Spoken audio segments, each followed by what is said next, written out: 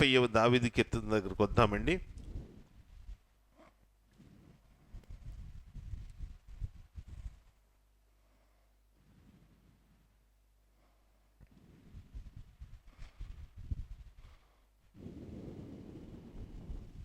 ఎనిమిదవ వచనాన్ని చదువుకుందాం. నా దేవా, నీ చిత్తము నెరవేర్చుట నాకు సంతోషము, నీ ధర్మశాస్త్రము నా ఆంతర్యములోనున్నది. ఆమేన్, హల్లెలూయా. ఈ మాటను కొద్ది నిమిషాలు ధ్యానించుకోవటానికి ముందుకు వెళ్దాం. నా దేవా, నీ చిత్తమును నెరవేర్చుట నాకు సంతోషము, నీ ధర్మశాస్త్రము నా ఆంతర్యములో నున్నది అన్న మాటలో నుంచి ఆయన చిత్తాన్ని తెలుసుకోవడానికి ముందుకు వెళ్దాం. దయచేసి చిన్న ప్రార్థన చేసుకుందాం, చిన్న ప్రార్థన చేద్దాం.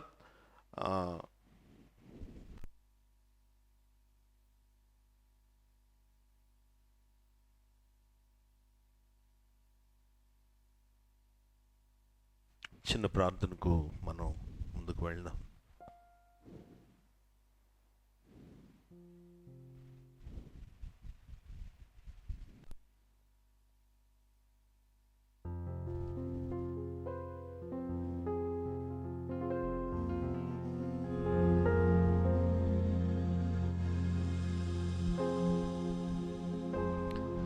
నీ తోడు లేక, నీ ప్రేమ లేక, ఈలలో నా ఏ ప్రాణి నిలువలేదు.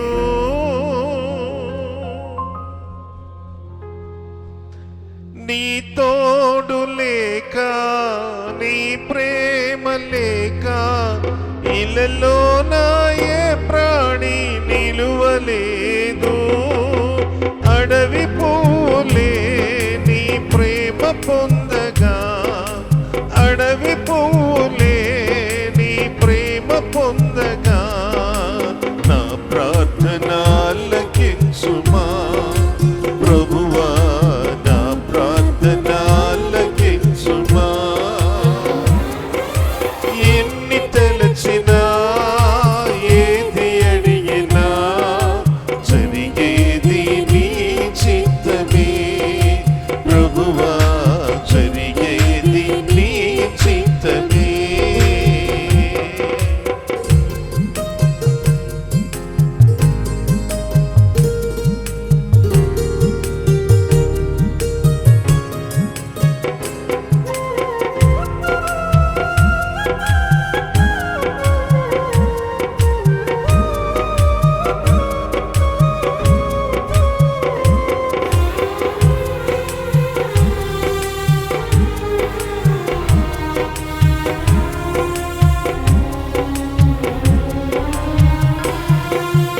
ఆపదలు నన్ను వెన్నంటి ఉన్నా, నా కాపరి నీవైనను ఆదుకొంటివి.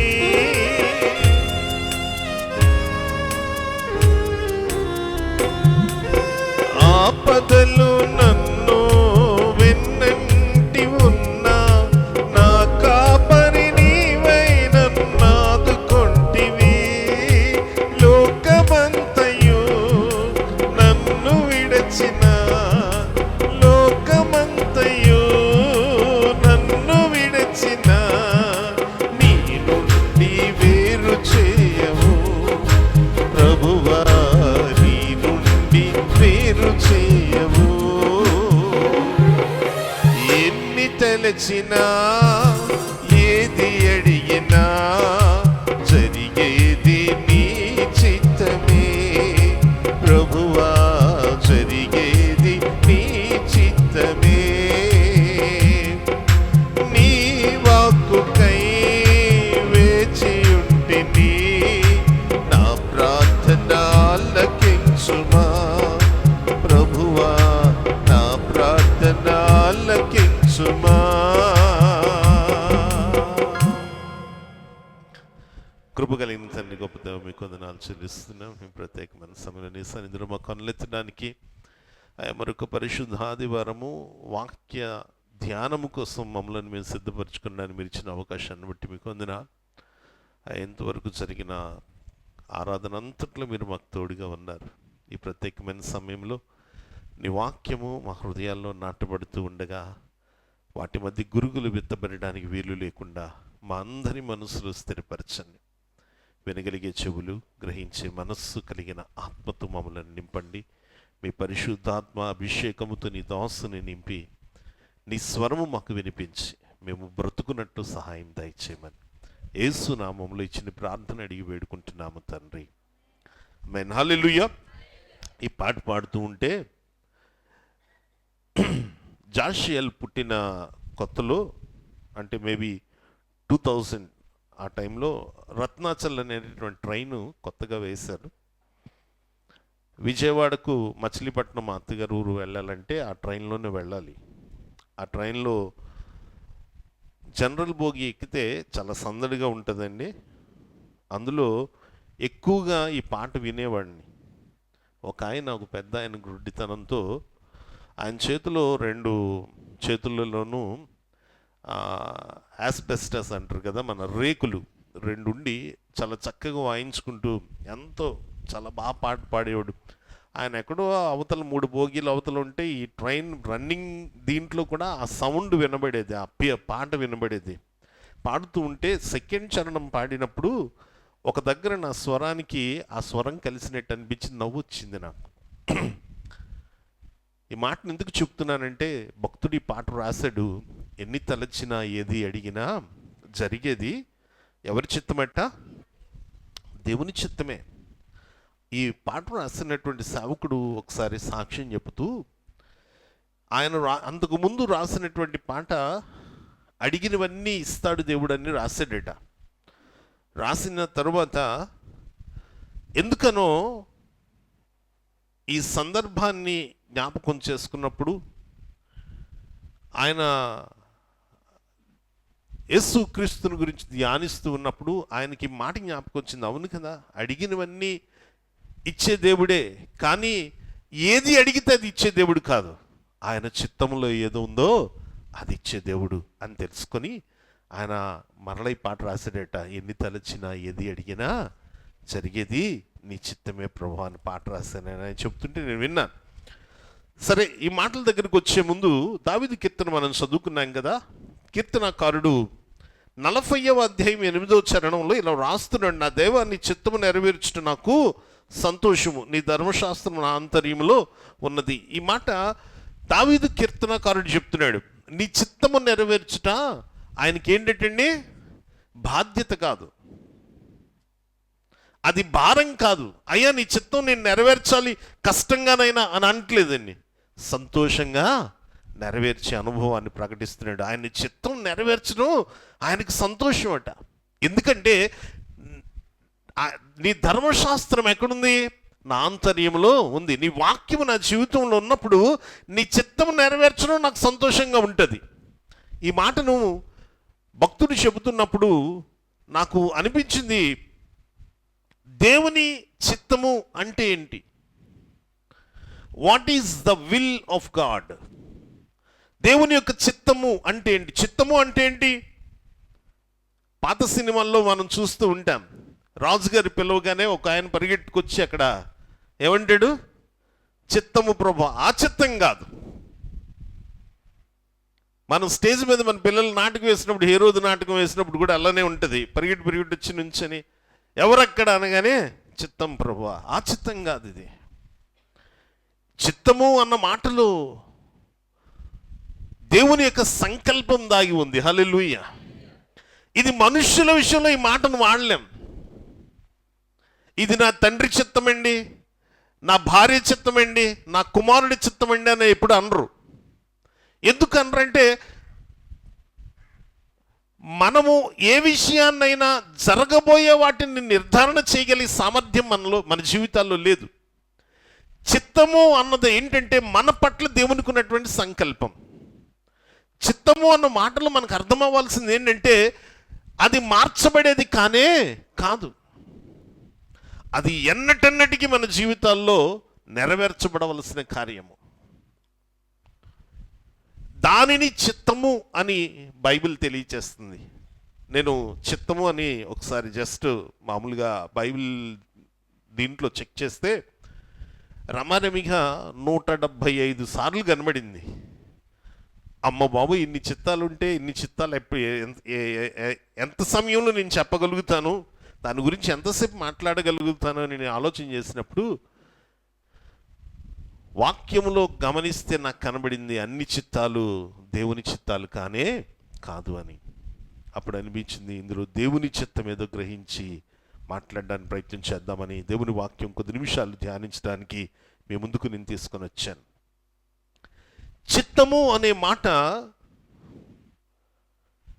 పరలోక ప్రార్థన విషయంలో మనం వాడుతూ ఉంటాం. మత్తయి సువార్త 6వ అధ్యాయం 10వ వచనంలో మనం చదివితే, నీ రాజ్యము వచ్చునుగాక, నీ చిత్తము పరలోకమందు నెరవేరుచున్నట్లు భూమి యందును నెరవేరునుగాక. ఏంటి నెరవేరునుగాక? నీ చిత్తము అంటే దేవుని సంకల్పము, దేవుని ఉద్దేశము. ఏదైతే ఈ సృష్టి పునాది వేయబడక ముందే నేను ఎరిగి ఉన్నాను అని దేవుడు రాస్తున్నాడో ఆ కార్యము నిమిత్తం మనం ప్రార్థన చేస్తాం. అయ్యా, నీ చిత్తం ఏదైతే ఉందో అది నెరవేర్చబడాలి. ఎందుకు ఈ ప్రార్థన చేస్తామంటే ఆయన చిత్తం ఏంటో మనకు తెలియదు, ఆయన ఉద్దేశం ఏంటో మనకు తెలియదు. ఎందుకంటే రేపు ఏం జరుగుతుందో మనకు తెలియదు.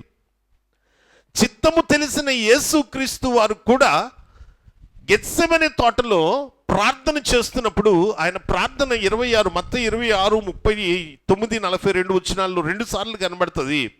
ఆయన అక్కడ అంటాడు కదా, సాగిలపడి, నా తండ్రి సాధ్యమైతే ఈ గిన్నె నా యొద్ద నుండి తొలగిపోనిమ్ము, అయినను నా ఇష్ట ప్రకారము కాదు, నీ చిత్త ప్రకారమే. ఈ మాట 2 సార్లు యేసుక్రీస్తు వారు చెప్తారు. ఆయనకు దేవుని చిత్తం తెలుసు, దేవుని సంకల్పం తెలుసు, దేవుని ఉద్దేశం తెలుసు. యేసుక్రీస్తు వారు ఈ భూమి మీదకి వచ్చింది తండ్రి చిత్తాన్ని నెరవేర్చడానికి. ఆ చిత్తాన్ని నెరవేర్చడానికి వచ్చిన యేసుక్రీస్తు వారు కూడా ఆ చిత్తము విషయంలో ఆయన చేసిన ప్రార్థన.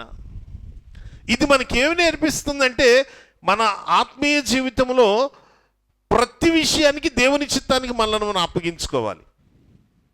ఏ విషయంలోనైనా నీ ఆలోచన ఎంత గొప్పదైనా అయి ఉండొచ్చు, నీ తలంపు ఎంత ఉన్నతమైనదైనా అయి ఉండొచ్చు, నీ సామర్థ్యం ఎంత గొప్పదైనా అయి ఉండొచ్చు, కానీ అక్కడ జరిగేది దేవుని చిత్తమే. చాలాసార్లు బైబిల్ గ్రంథాన్ని చదువుతున్నప్పుడు మనకు అనిపిస్తుంది మనం ఎంత సామర్థ్యం కలిగి ఉన్నతమైన కార్యాలు చేయలేమా అంటే చేయలేవు. ఎందుకు చేయలేవు అంటే దేవుని వాక్యము దావీదు కీర్తనలో ఉంటుంది. ఒకసారి చూడండి, నేను ఆ కీర్తనను చూశాను, ఒక్కసారి నేను మీ ముందు ఉంచడానికి ఇష్టపడుతున్నాను. దావీదు కీర్తన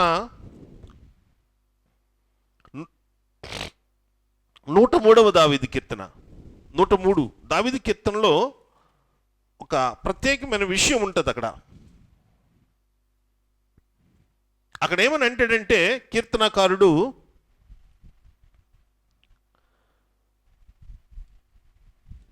మన తలంపులు మన ఆలోచనలు, 11వ వచనం, భూమి కంటే ఆకాశం ఎంత ఉన్నతముగా ఉన్నదో భయభక్తులు గల వారి ఎడల ఆయన కృప. ఆయన ఇక్కడ ఈ మాటను ఏం తెలియజేస్తుందంటే, భూమి కంటే ఆకాశం ఎంత ఉన్నతముగా ఉందో దేవుని అద్భుత అనుభవాలు మన జీవితంలో అంత గొప్పగా ఉంటాయట. యెషయా భక్తుడు కూడా ఆ మాటను చెప్తాడు. 55వ అధ్యాయంలోనికి వస్తే యెషయా భక్తుడు అంటాడు అక్కడ దేవుని మాటగా, నా తలంపులు మీ తలంపులు వంటివి కాదు. 8వ వచనాన్ని చూపిస్తున్నాను, మీ త్రోవలు నా త్రోవలు వంటివి కావు, ఇది యెహోవా వాక్ అని చెప్తూ, ఆకాశమట భూమికి పైన ఎంత ఎత్తుగా ఉందో నా మార్గములు మీ తలంపుల కంటే నా తలంపులు. దేవుడు నువ్వు ఊహించిన దానికన్నా అత్యధికమైన ఉన్నతమైన స్థాయిలో ఆలోచన చేస్తాడన్న విషయాన్ని మనకు నేర్పిస్తుంది. అంటే ఆయన చిత్తము నీ సామర్థ్యమును మించి నువ్వు చేయగలవు అన్నదానికన్నా ఎక్కువగా ఉంటుందని దేవుని వాక్యం చెప్తుంది. ఆయన ఉద్దేశము, ఆయన చిత్తము ఎప్పుడు నీ జీవితంలో నువ్వు చేయగలిగే దాంట్లో ఉండదండి. యేసుక్రీస్తు కూడా మనలాగే మానవునిగా ఈ లోకానికి వచ్చారు. ఆయన చేయగలిగే కార్యాలకు మించిన కార్యం ఆయన ముందు ఉంచబడింది కనుకే ఆయన అంటున్నాడు కదా, ఆయన సాధ్యమైతే ఈ గిన్నె నా యొద్ద నుంచి తొలగించు. ఆ మాట ఎందుకన్నారు? అది ఆయనకు చాలా కష్టమైన కార్యము. ఒక శరీరధారిగా మనుష్యులను మించిన సామర్థ్యము ఆయన చేయాల్సిన పని. కనుక ఆయన అంటున్నాడు, వీలైతే ఈ గిన్నె నా దగ్గర నుంచి తొలగించు అని చెప్తూ నీ ఇష్ట ప్రకారమే. హల్లెలూయా. ఎప్పుడైనా మీరు ప్రార్థన చేస్తే ఈ విషయాన్ని గమనించుకోండి. ఆల్రెడీ నేను ఫ్రైడే చెప్పాను ఒకసారి అందరికీ. విజ్ఞాపన, ప్రార్థన రెండు ఉంటాయండి.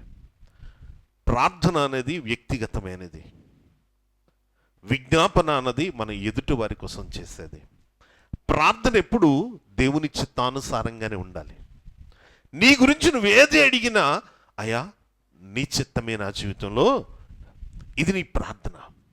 విజ్ఞాపన ఎప్పుడు, అయ్యా నీకు ఇష్టమైతే బ్రతికించు, అయ్యా నీకు ఇష్టమైతే లేపు అన్నట్టు ఉండకూడదండి. కమాండ్. విజ్ఞాపన ఎప్పుడు ఉండాలి, ఎలా ఉండాలి తెలుసా? అయ్యా స్వస్థపరిచినందుకు వందనాలు, హల్లెలూయా. అయ్యా డబ్బు ఇచ్చినందుకు వందనాలు, బలం ఇచ్చినందుకు వందనాలు. నువ్వు పొందుకోకపోయినా పొందుకున్నావనే నమ్మకం నీ జీవితంలో విజ్ఞాపనలో చూపించాలి. చాలా వరకు మన ప్రార్థనలు ఆపోజిట్లో ఉంటాయి. మన విషయంలో అన్నీ పాజిటివ్గా అయ్యా నువ్వు ఇచ్చినందుకు వందనాలు అంటూ ఉంటాం. నేను కూడా ఈ విషయం క్షుణ్ణంగా తెలియని రోజులు ఆ ప్రార్థన చేశాను. ఎప్పుడైతే ఈ విషయం అర్థమైందో అప్పటి నుంచి నా ప్రార్థనలో కొంచెం మార్పు దేవుడు కలిగించాడు. విజ్ఞాపన ఎప్పుడు వారు పొందుకున్నారు అనేటటువంటి విశ్వాసముతో, మన ప్రార్థన చేయకముందే అడుగు వాటినల్లా పొందుకున్నారని నమ్మమని వాక్యం చెప్పింది. ఆ అనుభవంతో ప్రార్థన చేయాలి. నీ వ్యక్తిగత ప్రార్థన ఎప్పుడు ఎలా ఉండాలంటే, నీ కోసం దేవుడు తన చిత్తాన్ని జరిగించేటట్లుగా ఆయన చిత్తాన్ని కోసం మనల్ని మనం అప్పగించుకోవాలి. ఈ మాట నేను ఈ వాక్య భాగాన్ని చదువుతున్నప్పుడు నాకు అర్థమైంది. చిత్తము అన్నది దేవుడు మనకు ముందుగా తెలియచేసేది కానే కాదు. అప్పటికప్పుడు ఆయన మనకు ఉపదేశిస్తాడు, తెలియచేస్తాడు నువ్వేం చేయాలో. ఇశ్రాయేలీయులు ప్రజలు ఎర్ర సముద్రం దగ్గరికి రాకముందు ఎర్ర సముద్రం దాటాలని వారికి తెలియదు. వచ్చిన తరువాత వారు ఏం చేయాలో దేవుడు వారికి నేర్పించాడు. మన బైబిల్ గ్రంథంలో ఒక మాట చూద్దాం. 2వ దినవృత్తాంతాలకు రాసినటువంటి గ్రంథము 32వ అధ్యాయంలో మనకు హిజ్కియా అనేటటువంటి ఒక రాజు కనబడతాడు. 32వ అధ్యాయము 2వ దినవృత్తాంతాలండి. హిజ్కియా అనే రాజు మనకు కనబడతాడు. ఆ రాజు మరణకరమైన వ్యాధితో బాధపడుతున్నాడు. 24వ వచనాన్ని మనం చదువుదాం. ఆ దినములలో హిజ్కియా రోగి అయి మరణ దశలో నుండెను. అతడు యెహోవాకు మొర్రపెట్టగా ఆయన అతనికి తన చిత్తమును తెలియపరిచి అతనికి సూచన ఒకటి దయచేసెను. ఆమేన్, హల్లెలూయా. ఈ మాట మనకి ఏమి నేర్పిస్తుంది? హిజ్కియా హిస్టరీ తెలిసిందే కదా. హిజ్కియా మరణకరమైన రోగం వచ్చింది. మరణకరమైన రోగంలో యెషయా వచ్చి ఆయనకి చెప్తాడు, అయ్యా నువ్వు చనిపోతావు, నీ యొక్క పనులను చక్కబెట్టుకోమని దేవుడు నీకు తెలియచేశాడని. వెంటనే హిజ్కియా గోడవైపు తన ముఖమును తిప్పుకొని దేవుని ఎదుట యథార్థమైన 2 ముక్కలు ప్రార్థన చేస్తాడు. ఆ ప్రార్థన దేవుని యొక్క సన్నిధిని, ఆయన గడప గుమ్మాలను కదిలించి తన నిర్ణయాన్ని మార్చుకునేటట్లు చేసింది. తిరిగి వచ్చి యెషయా చెప్తాడు, దేవుడు తన నిర్ణయాన్ని మార్చుకున్నాడు, మరొక 15 సంవత్సరాలు నీకు ఆయుష్ను ఇచ్చాడు అని. ఈ మాటలు జరగటానికి కారణం ఏంటంటే, ఇక్కడ దేవుని వాక్యం చెప్తుంది, మరణకరమైన రోగంలో బాధపడుతున్న వారికి ఆయన చిత్తమును తెలియపరిచాడు. హల్లెలూయా. ఏం చేశాడండి? దేవుడు తన చిత్తాన్ని హిజ్కియాకు చెప్పాడు. ఆ చిత్తాన్ని ఈయన జరిగించాడు, గనుకనే బ్రతికాడు. హల్లెలూయా. ఈరోజు చిత్తము అన్నది నీ జీవితంలో ఏం చేయగలదంటే బ్రతికిస్తుంది నేను. నీ జీవితాన్ని లేదంటే నీ రాతను తిరుగు రాయగలిగేది దేవుని చిత్తము. ఆయన చిత్తానుసారమైన అనుభవంలో నువ్వు జీవిస్తే నీకేం మెల్లు కలుగుతుంది? చిత్త ప్రకారం ఎందుకు ఉండాలి అంటే, చిత్త ప్రకారం నువ్వు జీవిస్తే నీ జీవితంలో బ్రతుకుతావని నేను ఖచ్చితంగా చెప్పగలను. క్రొత్త మార్పును నువ్వు పొందుతావని నేను ఖచ్చితంగా చెప్పగలను. ఈ మాటని మనం ఒకసారి మత్తయి సువార్త 12వ అధ్యాయంలోనికి వెళ్తే 50వ వచనంలో చెప్తాడు. చూడండి, దేవుని వాక్యం చెప్తుంది, ఆయన చిత్తము చేస్తే హిజ్కియా బ్రతికినట్లుగా నీ జీవితంలో కూడా నా సహోదరి నా తల్లి అనేను. హల్లెలూయా. ఈ మాటల ఉద్దేశం ఏంటంటే, దేవుని చిత్తము జరిగిస్తే మనం దేవునికి అన్నదమ్ములుగా, సహోదరులుగా ఉండగలం. హల్లెలూయా. నేను ఆయన కుమారుడను, తండ్రి కుమారుడను అని చెప్పుకోవడానికి మనం ఎప్పుడు సామర్థ్యం గలవారముగా మార్చబడతామంటే ఆయన చిత్తమును చేసినప్పుడు, దేవుని చిత్తాన్ని జరిగిస్తున్నప్పుడు, దేవుని చిత్తంలో మనం నడిచినప్పుడు, దేవుని చిత్తము మనం అనుసరిస్తూ మన జీవితాన్ని ఎప్పుడైతే గడుపుతామో మనకు చాలా ఆశీర్వాదాలు దేవుడు ఇస్తున్నాడండి. ఒకసారి లూకాసు వార్తలను కొద్దాం. 12వ అధ్యాయం 47వ వచనంలో అంటాడు కదా, తన యజమానుని చిత్తమెరిగి యుండియు సిద్ధపడక అతని చిత్తము చొప్పున జరిగింపక ఉండు దాసునికి అనేకమైన దెబ్బలు తగులును. ఈ మాట ఏంటి మనకి సూచిస్తుందంటే, ఆయన చిత్తములో ఉంటే నీకు ఏ ఆశీర్వాదం ఉంటుందో, ఆయన చిత్తము దాటిపోతే నీకు అంత భయంకరమైన శోధన ఎదురవుద్ది. చాలాసార్లు దేవుని చిత్తాన్ని ఎరిగి కూడా ప్రార్థన చేస్తాం, దేవుని చిత్తాన్ని తెలుసుకున్న తర్వాత మనకున్నటువంటి కొన్ని బలహీనతలు శరీరాన్ని దాటలేక లొంగిపోతూ ఉంటాం. హిజ్కియా అలా లొంగిపోలేదు. హిజ్కియా కూడా దేవుడిచ్చిన చిత్తము చాలా కఠినమైందే. ఆయన స్వస్థపరచబడటానికి తిరిగి నేను మందిరంలో వెళ్ళి ఉండగలుగుతానా అంటే ఒక సూచన కూడా దేవుడు చూపిస్తాడు. ఎప్పుడు తెలుసా? ఆయన చిత్త ప్రకారం జీవించినప్పుడు. అలా చిత్త ప్రకారం నువ్వు జీవించకపోతే అనేకమైన దెబ్బలు తగులుతాయి. మాట తప్పిపోకూడదు. దేవుని ఎదుట ఆయన చిత్తమును తెలుసుకోవటానికి ఇష్టపడిన నువ్వు తెలుసుకున్న తర్వాత దాటిపోవటానికి వీలు లేదు. కనుక భక్తుడు అంటున్నాడు, నువ్వు అలా తప్పిపోతే దెబ్బలు తగులుతాయి. నువ్వు చిత్త ప్రకారం చేస్తే మరొక ఆశీర్వాదాన్ని నేను మీకు చూపిస్తాను. 6వ అధ్యాయం యోహాను సువార్త 41వ వచనం. యోహాను సువార్త 41వ వచనం మనం చూస్తే, కుమారుని చూచి ఆయన యందు విశ్వాసముంచు ప్రతి వాడును నిత్య జీవను పొందుటియే నా తండ్రి చిత్తము అంటాడు. హల్లెలూయా. కుమారుని చూచి ఆయన యందు విశ్వాసముంచు ప్రతివాడు నశింపక నిత్య జీవాన్ని పొందేటట్లుగా ఆయన నీ లోకానికి పంపించాడు. అది దేవుని చిత్తము. అతనిని అంత్య దినాల్లో నేను లేపుతానంటాడు. చూడండి, అక్కడ అంత్య దినమున నేను వారిని లేపుదును. దేవుని రాకడలో లేపబడే వారిగా మనం ఉండాలి అంటే యేసు క్రీస్తునందు విశ్వాసం ఉంచాలి. ఇది దేవుని చిత్తము. ఎప్పుడైతే మనం వాళ్ళ చిత్తము, ఆయన చిత్తాన్ని నెరవేరుస్తామో మన జీవితంలో ఏముందండి? అంత్యకాలంలో లేపబడే అనుభవాన్ని మనం పొందుకుంటాం. దేవుని చిత్తము ఎలా ఉంటుందో ఒకసారి మనం చూద్దామా? దేవుని చిత్తము ఏంటి? దశలోనికలకు రాసినటువంటి మొదటి పత్రికలో 4వ అధ్యాయము 3వ వచనంలోని 5వ వచనంలోని ఇలా రాయబడి ఉంటుందండి, మీరు పరిశుద్ధులగుటయే అనగా జారత్వమునకు దూరంగా ఉండుటయే దేవుని చిత్తము. దేవుడు మనం పరిశుద్ధులుగా ఉండటం దేవుని చిత్తము. ఇది ఎలా సాధ్యం? ఒకసారి ఆలోచించండి. మనం పరిశుద్ధులముగా మార్చబడాలంటే ఎలా సాధ్యము? అక్కడ అంటున్నాడు, జారత్వమునకు దూరంగా ఉండండి. ఈ మాటలో ఉద్దేశం ఏంటో తెలుసా? ఈ లోకపు శారీరానుసరమైన అనుభవం కాదండి ఇది. బైబిల్ గ్రంథంలో జారత్వం అనే మాట చాలాసార్లు కనబడుతుంది. మనమైతే శారీరకంగా ఆలోచన చేస్తాం, శారీరకమైన కలయికలను గురించి ఆలోచన చేస్తూ ఉంటాం. ఈ మధ్యకాలంలో యవనస్తులు బైబిల్ స్టడీలు కూడా ద్వితీయోపదేశ కాండంలో చివరి అధ్యాయాల్లోనికి వస్తే కేవలం జారత్వం గురించి దేవుడు చాలా ఎక్కువ మాట్లాడతాడు. ఎందుకంటే ఆ రోజు ఇశ్రాయేలీయులు వారి ప్రయాణంలో వారు అనేకమైన ప్రతికూల అనుభవాలు ఎదుర్కొన్నారు. ఎలాంటివంటే జారత్వం ద్వారా. అక్కడ చెప్పబడిన జారత్వం ఏంటి అంటే, వారు వెళ్తున్నటువంటి ప్రతి స్థలంలో ఒక కొత్త తెగని వారు పరిచయం చేసుకునేవారు. వారి వలన కొత్త దేవతలు వారికి పరిచయం అయ్యేవారు. వారు నడిపించబడుతున్న దేవుణ్ణి వాళ్ళు మర్చిపోతుండేవారు. దానిని దేవుడు జారత్వముగా, వ్యభిచారముగా ఎన్నిక చేశాడు. మనము ఎన్నిక చేసుకుంటున్నటువంటి, మనలను తన ప్రాణం ఇచ్చి కొనుక్కున్నటువంటి యేసయ్యను దాటి మనం వేరే వాటికి మన యొక్క స్థలం ఇస్తున్నట్లయితే, సపోజ్ ఈ మాట ఎలా అర్థం అవ్వటానికి నేను చెప్తున్నానంటే, ఈరోజు నా స్నేహితుడితో నేను ఉండాలి ఒక గంట కాలం. ఊహించలేదు, నా స్నేహితుడు ఇంటికి వచ్చాడు, ఈలోపు నాకు బయట నుంచి కాల్ వచ్చింది, అరే నువ్వు ఇంట్లో ఉండరా, నేను ఇప్పుడే వచ్చేస్తాను, నేను రాలేదు. ఆడు చూసి వెళ్ళిపోయాడు. వాడు ఏమనుకుంటాడు? ఒకసారి ఆలోచన చేయండి. మనుషుల మధ్య ఇలాంటి ఆలోచన, అరే నన్ను పిలిచావు, నేను వచ్చాను, నీకోసం చాలాసేపు ఉన్నాను, కానీ నువ్వు నా కోసం రాలేకపోయావు, ఎందుకురా నన్ను పిలిచావు అని అడుగుతారు. మనమే అడుగుతాం కదా. పరలోకంలో అత్యున్నత సింహాసనాసీనుడైనటువంటి దేవుణ్ణి నీ కోసం ఈ ఆదివారం పిలుచుకుంటావు.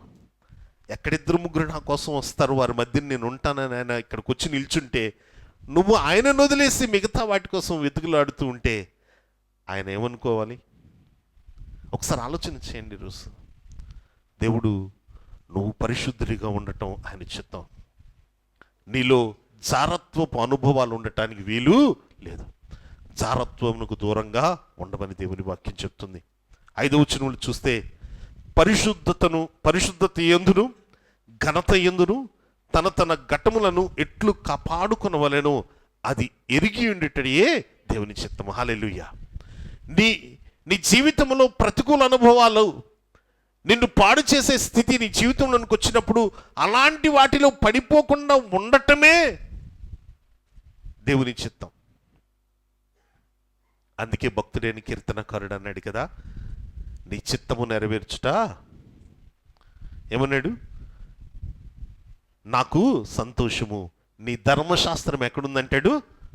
ఎప్పుడైతే వాక్యము నీ జీవితంలో ఉంటుందో నిన్నెవ్వరూ మోసగించడానికి అవకాశం ఉండదు. వాక్యము నీ జీవితంలో ఉన్నప్పుడు నువ్వు ఎట్టి పరిస్థితులు పడిపో.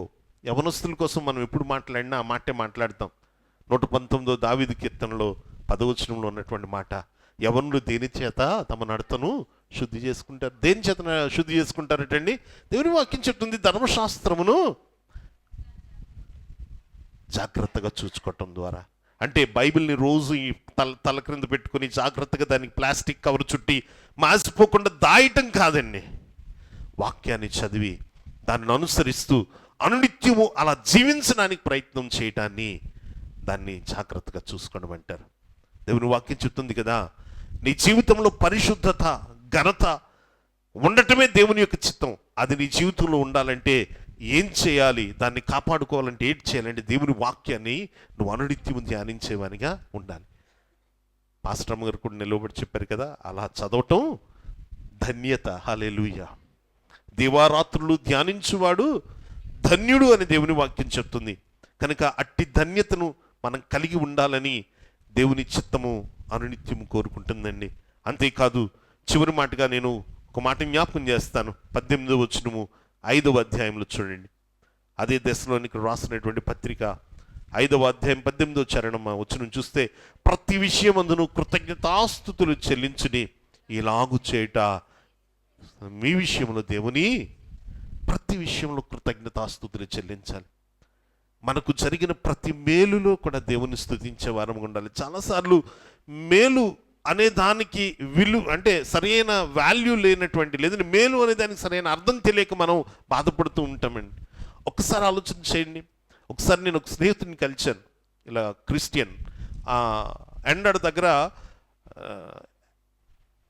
టీవీఎస్ యాక్సెస్ బండి మీద వెళ్తూ ఉండగా బ్రేకు ఫెయిల్ అయ్యి యాక్సిడెంట్ అయింది. ఆయనకి యాక్సిడెంట్ అయింది, చాలా చాలా దెబ్బలు తగిలేయండి. హాస్పిటల్లో నేను మీట్ అవ్వడానికి వెళ్ళాను. ఒక సైడ్ మొత్తం పోయింది, బండి కూడా పాడైపోయింది పూర్తిగా. అంటే మెకానిక్కి ఇవ్వాల్సిందే. ఆయన దగ్గరికి నేను వెళ్ళినప్పుడు ఆయన నన్ను చూసి, ప్రైజ్ ది లార్డ్ బ్రదర్, దేవుడు ఎంత గొప్ప కార్యం చేశాడండి, దేవునికి స్తోత్రం అన్నాడు. హల్లెలూయా. ఎక్కడ తెలుసా? బెడ్ మీద చాలా ఇబ్బందికరమైన పరిస్థితిలో ఉండి. అప్పుడు నాకు ఆయన చూసి ఒక్కసారి ఆలోచన చేస్తూ అడిగాను, ఏంటి ఇలా అంటున్నారని అడిగితే, కరెక్టే బ్రదరు, ఆ జరిగిన యాక్సిడెంట్లో బ్రతికుండడానికి అవకాశమే లేదు, దేవుడు నన్ను చనిపోకుండా కాపాడాడు. హల్లెలూయా. తగిలిన దెబ్బలను చూసి బాధపడడం కాదు, ఆ స్థితిలో కూడా నిన్ను కాచిన దేవునికి నువ్వు స్తుతిని చెల్లించగలిగితే అదే కృతజ్ఞతాస్తుతి.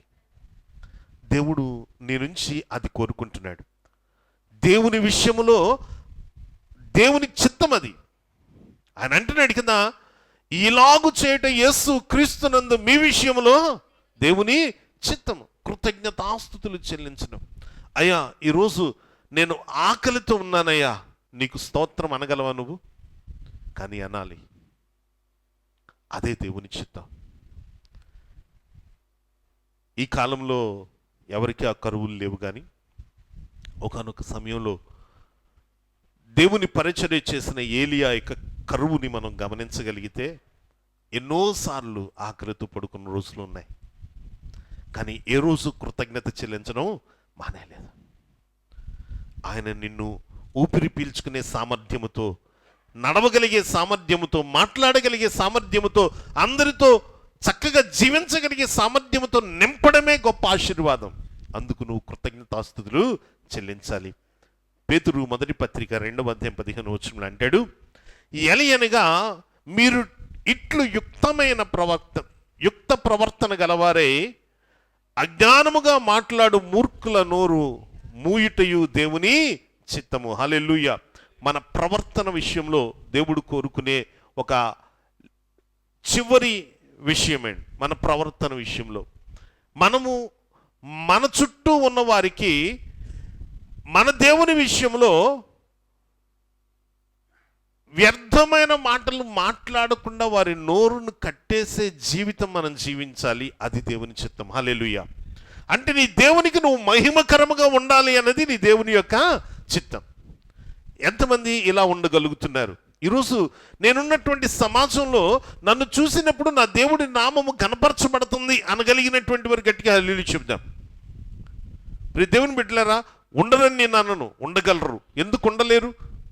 మనల్ని చూసినప్పుడు నీ దేవుడు గొప్పవాడరా అని చాలామంది అనగలిగే సామర్థ్యం మన జీవితాల్లో ఉంది. దాన్ని మనం స్థిరపరచుకోవాలి. ఎప్పుడు స్థిరపరచుకోగలమో తెలుసా? దేవుని ఆజ్ఞల చొప్పున నడుస్తూ, పరిశుద్ధతను మెయింటైన్ చేస్తూ, దేవునికి మనకి మధ్య ఎప్పుడు రిలేషన్షిప్ను మెయింటైన్ చేయగలిగితే తప్పనిసరిగా నేను చూసిన వారందరూ నీ దేవుడు గొప్పోడు అంటాడు. హల్లెలూయా. పాత నిబంధన గ్రంథంలో షడ్రక్, మేషక్, అబెదనెగోల్ని అక్కడ ఉన్నటువంటి రాజు ఆ విషయంలోనే పొగిడాడు. నీ దేవుడు గొప్పవాడు. ఎక్కడో తెలుసా? అగ్నిలో కూడా ఆహ్లాదాన్ని కలిగించాడు. హల్లెలూయా. వాళ్ళు ఎక్కడున్నారండి? మండుతున్న అగ్నిలో ఉన్నారు. వారు అగ్నిలో కూడా ఆరాధన చేశారు. ఆ అనుభవం నీ జీవితంలో ఉందా? చిన్న శ్రమ వస్తే దేవుని సన్నిధిలో వదిలేసే అనుభవాలు, చిన్న బాధ వస్తే ఈరోజు ఆరాధనకు వెళ్ళలేమండి అనుకునే అనుభవాలు. ఇందాక సుధీర్ చెప్తుంటే నాకు అనిపించింది, నిజమే. ఆయన జ్వరంతో ఉన్నప్పుడు నేను చూశాను కనుక నాకు తెలుసు. కానీ దాన్ని ఎదిరించి మనం ఎప్పుడైతే వస్తామో దేవుడు మనకు నూతన శక్తిని ఇస్తాడు. హల్లెలూయా. ఇది మనుషులకు అసాధ్యమండి. కానీ నీలో దేవునిని కలిగిన అనుభవం నువ్వు కలిగి ఉంటే నీకు అది అసాధ్యము కానే కాదు. ఈరోజు ఈ మాటలు వింటున్న ప్రియ దేవుని బిడ్డలారా, ఒకసారి మనల్ని మనం పరీక్షించుకుందాం. నేను దేవుని చిత్తాన్ని చేయగలుగుతున్నానా? దేవుని చిత్తాన్ని అనుసారముగా నేను జీవించగలుగుతున్నానా? అలా జీవిస్తే రేపు ఆయన రాబోతున్నాడు, నిన్ను తీసుకుని వెళ్ళగలిగే కృప నీ జీవితంలో ఉంటుంది. అలా జీవిస్తే ఈ లోకంలో యేసు క్రీస్తుని ఘనపరిచేవానిగా నువ్వు ఉండగలుగుతావు. అలా జీవిస్తే దేవునికి మహిమకరంగా నువ్వు జీవించగలుగుతావు. ఈ అనుభవాలు నీలో చూడాలనే ఆయన తన లోకాన్ని వదిలేసి, తన సింహాసనాన్ని వదిలేసి ఈ భూమి మీదకి నరావతారిగా వచ్చి నీకోసం, నా కోసం ఆయన రక్తాన్ని కార్చాడు.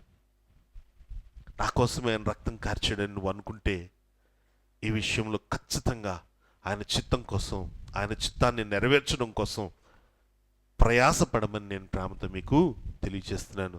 దేవుడు అట్టి కృపలో మనలను స్థిరపరచును గాక. దయచేసి లేచి నిలబడదాం. సమయం కొద్దిగా ఉంది, వాక్యం విస్తారంగా ఉంది. కొద్ది మాటలతోనే దాన్ని ముగించాల్సిన అవసరం